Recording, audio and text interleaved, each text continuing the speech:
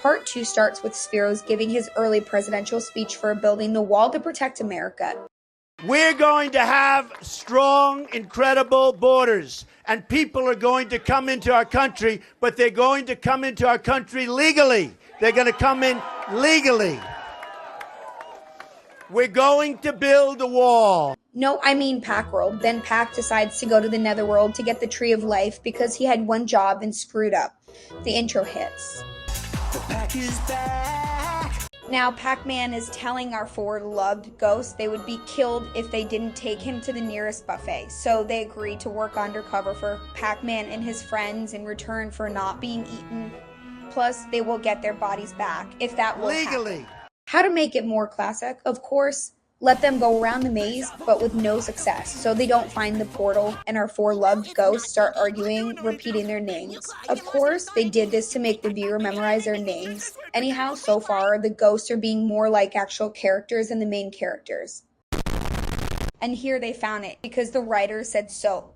Pac-Man makes a FaceTime with the president for a quick wiki search. They go to the Netherworld after Pac and his friends, little to no characters group, eat the berries. Pac-Man fights Dragon. Man, I didn't know Pac-Man was speedrunning Minecraft. And again, so far, the only characters being characters are the ghosts / Pac-Man little bit.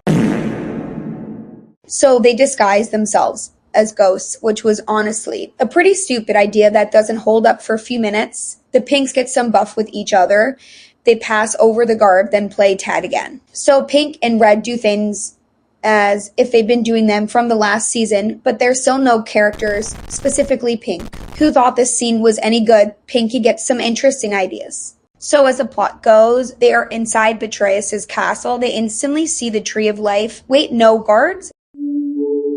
No, oh, it's Dog with 3 heads. His name is Fluffy. At this moment, I thought they were doing Power Rangers transformation to attack the dog.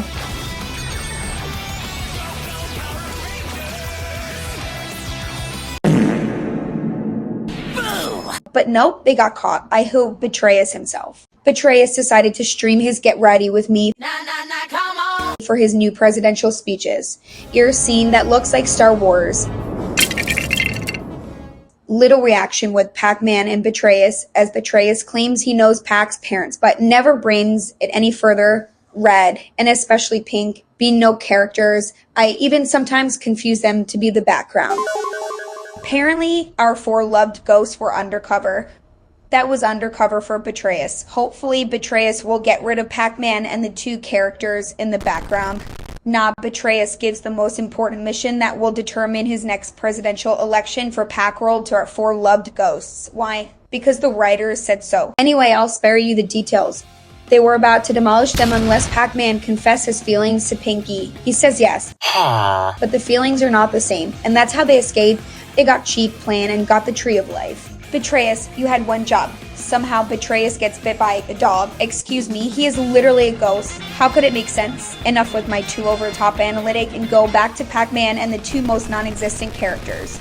They do fly over the Netherworld by eating the berries from the tree, and that's how they escape. It looks like Spiros has started building the walls. We're going to build a wall. Oh hey, he gives his speech plus personal zoom on Pac-Man's face.